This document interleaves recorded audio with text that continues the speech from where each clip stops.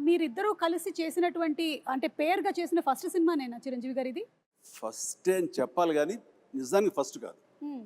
దానికి ముందు నా బిగినింగ్ ఆఫ్ మై కెరియర్‌లో తను ఇంకా బాంబేకి షిఫ్ట్ అయ్యి, అక్కడ స్టార్‌గా, సూపర్ స్టార్‌గా ఎస్టాబ్లిష్ అవ్వకముందు 'రాణి కసల రంగమ్మ' అనే ఒక సినిమా చేశాను. మన టీఎల్‌వి ప్రసాద్ డైరెక్షన్‌లో. వాసిరాజు ప్రకాశం గారి అబ్బాయి.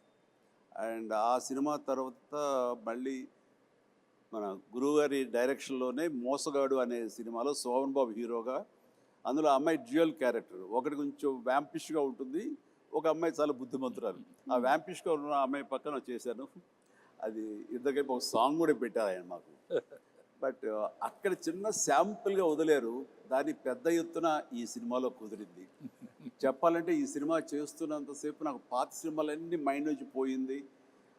ఈ సినిమాయే ఫస్ట్ సినిమా అన్నంతగా ఇన్వాల్వ్ అయ్యాం. ఫస్ట్ సినిమా అన్నంతగా జెల్ అయ్యాము. ఆ కెమిస్ట్రీ కుదిరింది. అలా ఇన్వాల్వ్ అయ్యాం.